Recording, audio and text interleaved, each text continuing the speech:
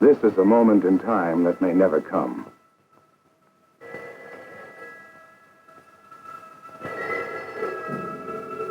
The telephone won't be answered. Nobody's home. Not here, or here, or here. Not many hours ago, these streets were alive with people and sound. Now there is silence, a loud absence of sound that follows a total evacuation. This is the geographical center of the evacuated area. At the bottom of that hole in the ground is an enemy nuclear device, a bomb. It was intended for a target some miles distant, but a malfunction delivered it here. Perhaps it was a second malfunction that prevented detonation. But it is also possible that a time delay fuse is still working perfectly. Either way, this is now a potential ground zero. From now on, it becomes a guessing game. Will it go off, and if so, when? How long? A day? Hours? Minutes? Seconds? We don't know the answers. Neither do these men. They do know the destructive capabilities of nuclear weapons. And they do know that survival and safety exist only miles from where they're standing. But with these soldiers, the instinct for self-preservation is not an individual matter. Their efforts are directed toward preserving property and other lives. And in the process, they must invariably gamble with their own. And at best, it is always a gamble. They come equipped with knowledge, with intelligence, with experience, and with highly developed skills. There's a good chance they can pull the enemy bomb's nuclear teeth, render it safe, if the malfunction doesn't suddenly correct itself, if it isn't timed to go off too soon, if it doesn't detonate before they've had a chance to test their talents on it. At best, it will be a gamble, but they'll take it.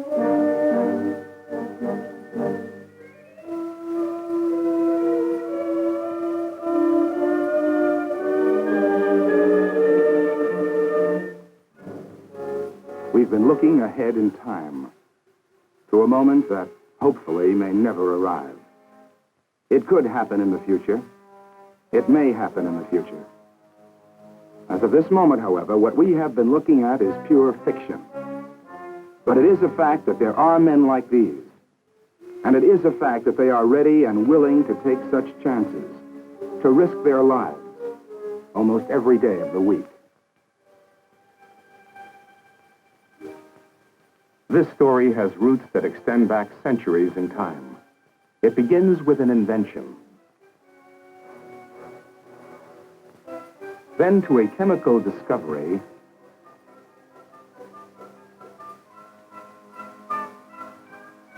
a little imagination is added.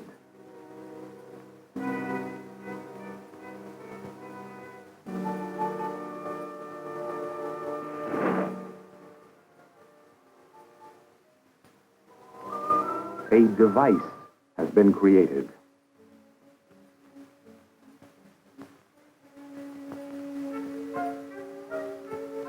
A device which delivers the first man-made explosion.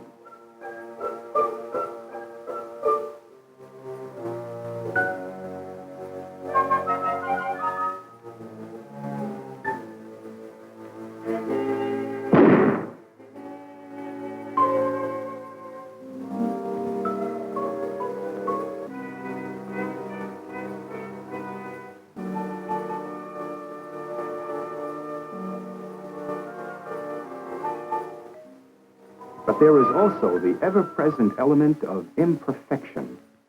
And imperfection breeds a new problem: uncertainty. It is a problem that grows with the passing centuries, expanding slowly at first, and then in the mid-1900s, demanding action by announcing itself with explosive fury. Early in September 1940, during World War II, many of the bombs dropped on London with duds, and many contained something which added a new sophistication to terror: the delayed action fuse, Time to detonate anywhere from 1 to 80 hours after impact. By late September, there were over 3,000 unexploded bombs buried in metropolitan London. And the threat of sudden death and destruction which was posed by these unexploded bombs provided the military with its first clear view of the extent of a problem of the aftermath of military action. A deadly heritage of explosive devices that for one reason or another failed to detonate. This threat must be neutralized. It is a job which must be done by men in uniform, who have to be nothing less than experts.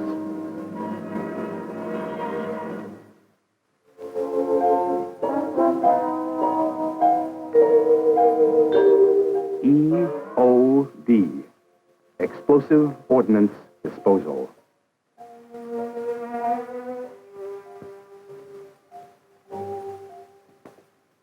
I volunteer for explosive ordnance disposal duties and training for such duties.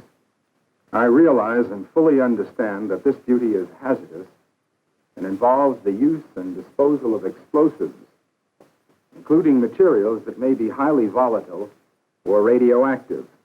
Explosive Ordnance Disposal. EOD. The United States Army officer or enlisted man who signs this paper must be above average in intelligence. He must not be unduly allergic to high explosives.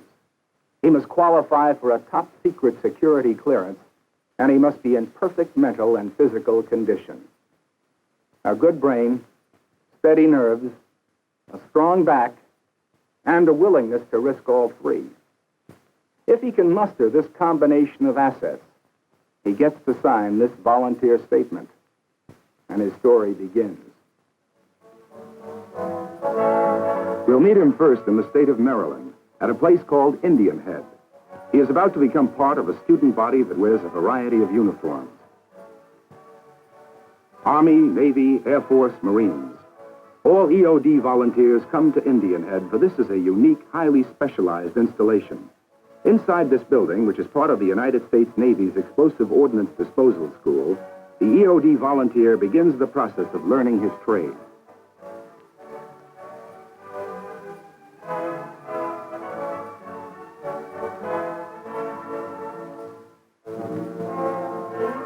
His subject for today and for each and every day of his future life in EOD is explosive ordnance.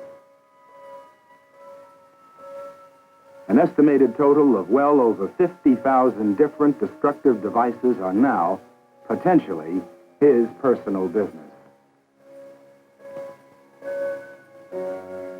Devices big and small, simple and sophisticated, seemingly innocuous, but actually deadly. The range is vast, from a blasting cap to an artillery shell, a hand grenade to an aerial bomb, a mortar shell to a landmine, a rocket to a guided missile, a stick of dynamite to a nuclear weapon. And since he will be working not with these devices, but against them, he has no choice but to become an expert on his subject. In its early stages, the process of becoming an EOD expert is simply a matter of teaching the student every category of explosive ordnance with which he may someday come in contact. He must know what they are made of, how they work, and above all, how he can stop them from working. He must absorb facts about 1,001 different explosive devices. And 1,001 different methods by which they are made to detonate. Fuses, mechanical, chemical, electrical. Instantaneous and delayed action. Fuses activated by impact, by magnetic fields, by sounds, by vibration, by heat, by light.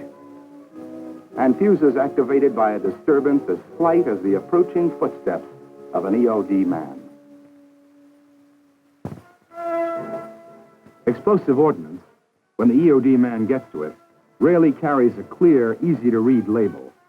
This adds another mandatory prerequisite for EOD work, an excellent memory.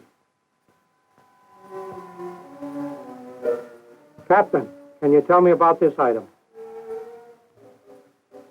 This is a 155 millimeter howitzer with a VT fuse. How about you, Sergeant Boylan? Can you name this round?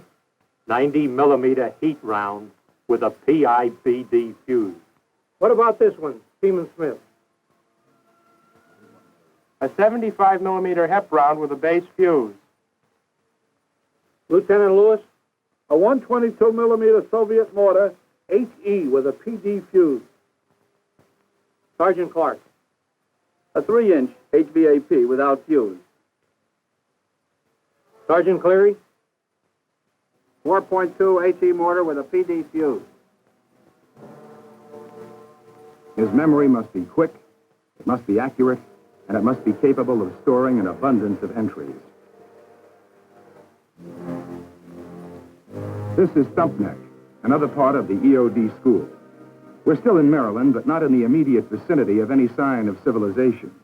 It is here at Stumpneck that the student receives his first practical taste of actual explosive ordnance disposal. You might say that it is here that he really meets the bomb. For known or unknown reasons, it has failed to detonate, and that makes it his business.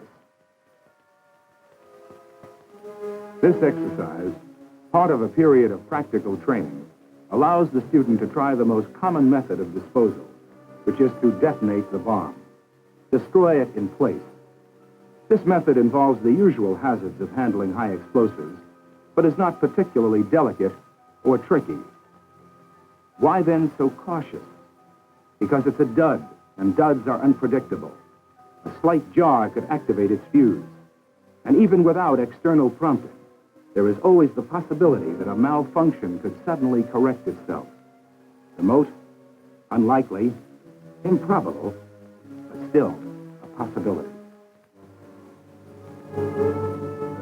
The one dubious consolation is that should the unexpected detonation take place, he will never hear the explosion.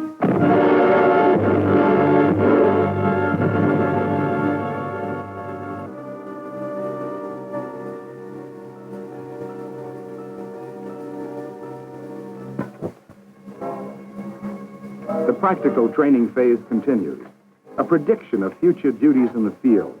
Occasions when success will be more difficult to come by.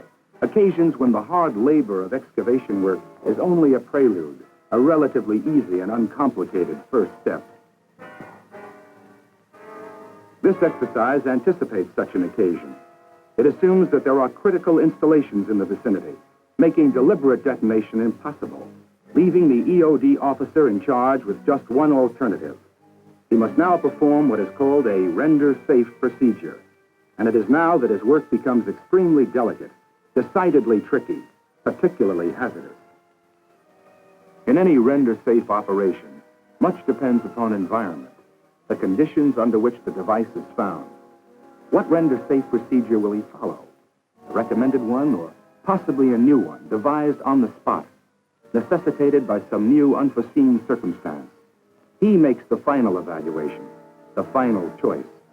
The decision, the responsibility, the authority, and the one life that will inevitably be lost if failure results are all his.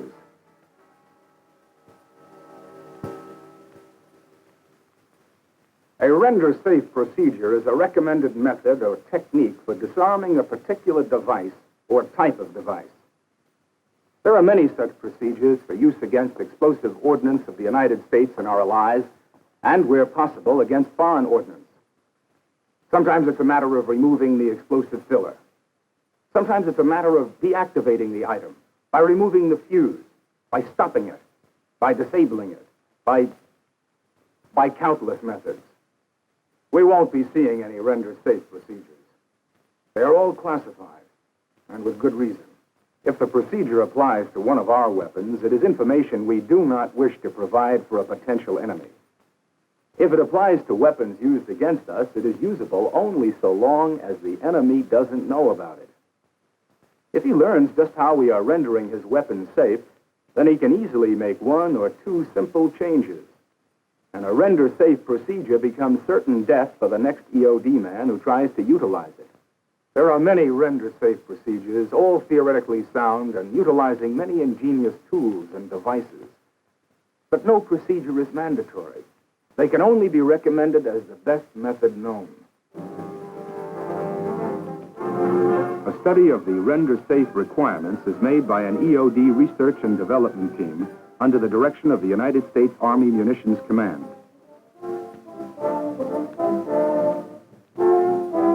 This study is conducted during the development of new weapons, and therefore can avoid the need of a special set of render-safe tools and procedures for each new weapon.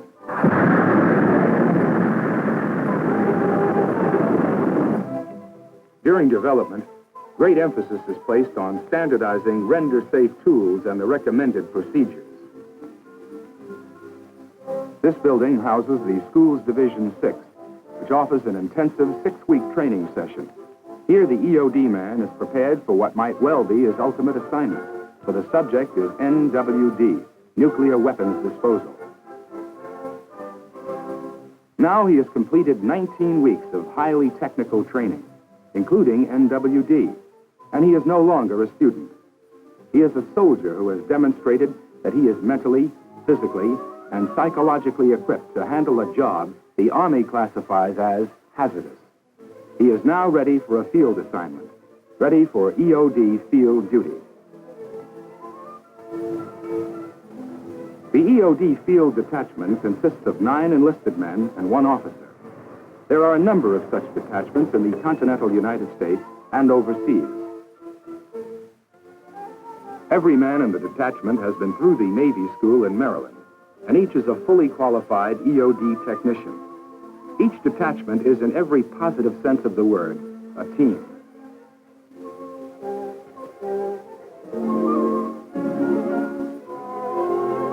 One of the reasons men volunteer for EOD is to escape the monotony of routine work. But routine, even in EOD, is unavoidable. There are reports to be made, and there is equipment to be maintained. The tools of the EOD trade are many and varied. A detachment's equipment storage room packs everything from a screwdriver to radiation detection instruments, and all must be kept in perfect working order. Standardization of render-safe tools keeps to a minimum the amount of special equipment that must be on hand and avoids the confusion of having a specialized tool for each weapon. Also routine, but of great importance to our national defense, are training sessions offered to civil defense and local police personnel. They are taught explosive ordnance reconnaissance, how to locate, identify, and evaluate unexploded ordnance.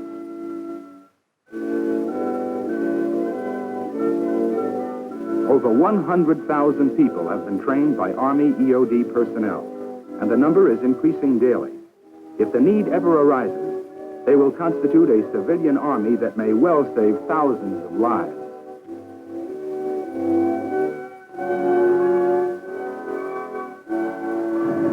This, too, is routine EOD work. The disposal of highly volatile rocket fuel. Hazardous, certainly, but nonetheless, it qualifies as routine. A day-to-day job, a regular, repeated procedure.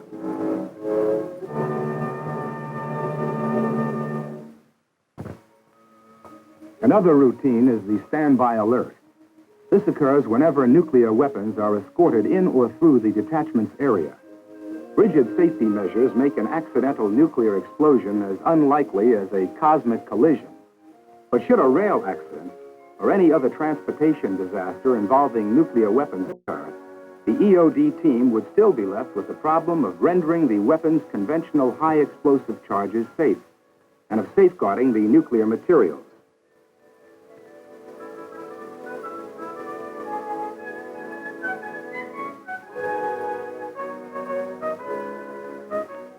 Even in EOD work, routine exists, but it can be shattered quickly by a telephone call. On the other end of the line, an incident is being reported. The discovery of an unexploded device that is threatening lives and property. What it is, where it is, we cannot predict. We can visualize some of the possibilities, though, by referring to EOD files of past incidents. It might be a recurrence of an incident like this one. A group of children playing with an object which is being used as a toy bomb.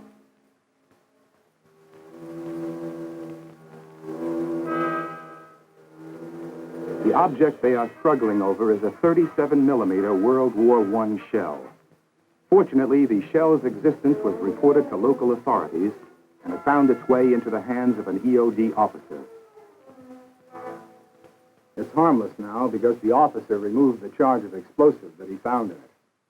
Misguided souvenir hunters contribute quite a bit to keeping the EOD man's job free of routine. A 5-inch shell found in a nursing home. A 155-millimeter howitzer projectile found near a housing development. A Japanese 70-millimeter high-explosive mortar shell. A Japanese hand grenade. A 20-millimeter projectile. And then we have the 5 landmines that were picked up at low tide near a power and light company plant. The 3 blocks of explosives found in a private home. The 75 pounds of assorted detonators. And so on. We can round out the picture by adding the bomb that was reported to be ticking away in the basement of a supermarket, but turned out to be a quite harmless can of fermented fruit juice. And the century-old Civil War cannonball, which was displayed in the Federal Hall National Memorial on Wall Street in New York City, which turned out to contain a very live charge of black powder. And this is it, minus the black powder, which was removed by EOD men.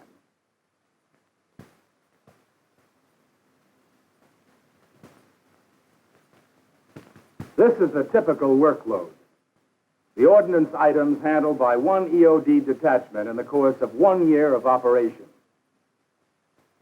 146 blasting caps, 500 small arms cartridges, 61 sticks of dynamite, 1 rifle grenade, 35 flares, 2 bombs, 10 rockets, 43 grenades, numerous Civil War items, and 44 artillery projectiles.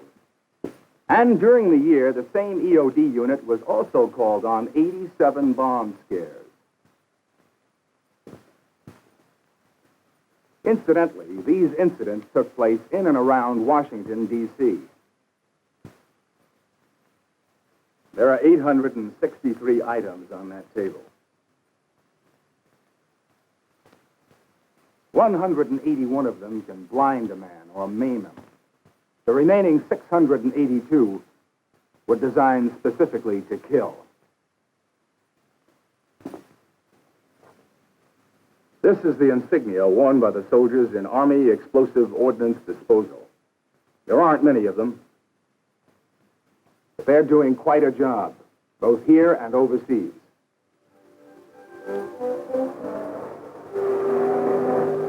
There are EOD detachments operating in many parts of the world, wherever our troops are stationed.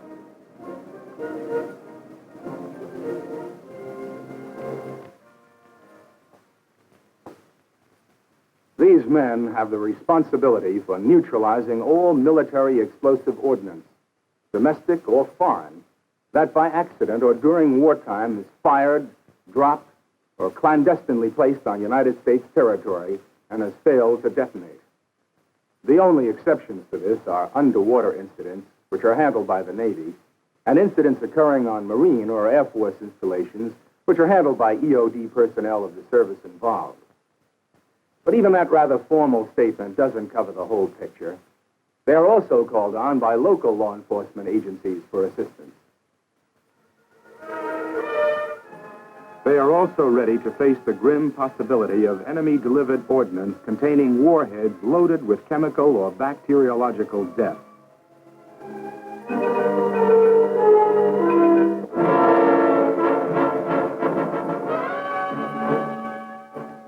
This is not a nuclear weapon.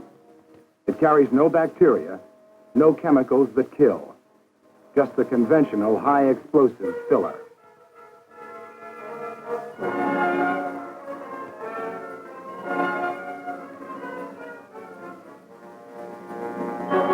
But of course, to him, it really makes no difference.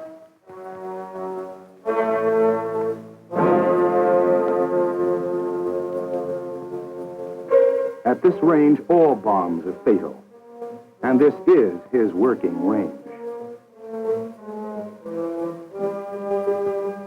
But in time of war, in the combat situation, it is more important than ever that he stake his life, that he gamble against time and the unpredictable mechanical device.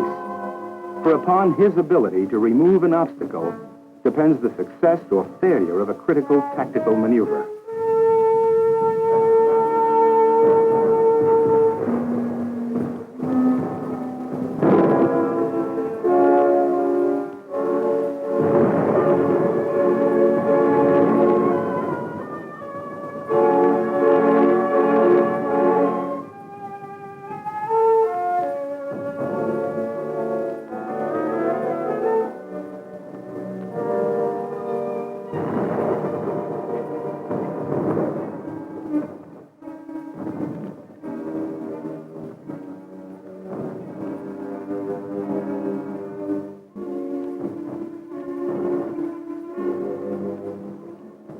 Now we ask the question, why?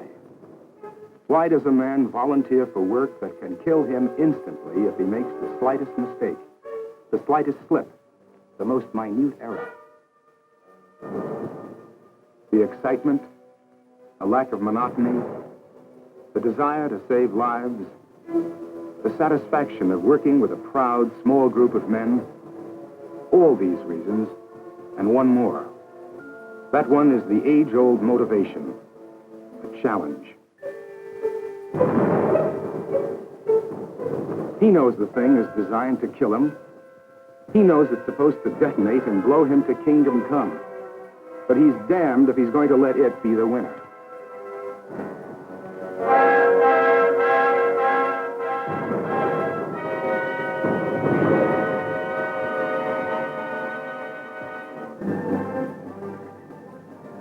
And it is testimonial to the training, the intelligence, the skills and courage of these men that in the vast majority of incidents recorded in Army explosive ordnance disposal records, the bomb has been the loser.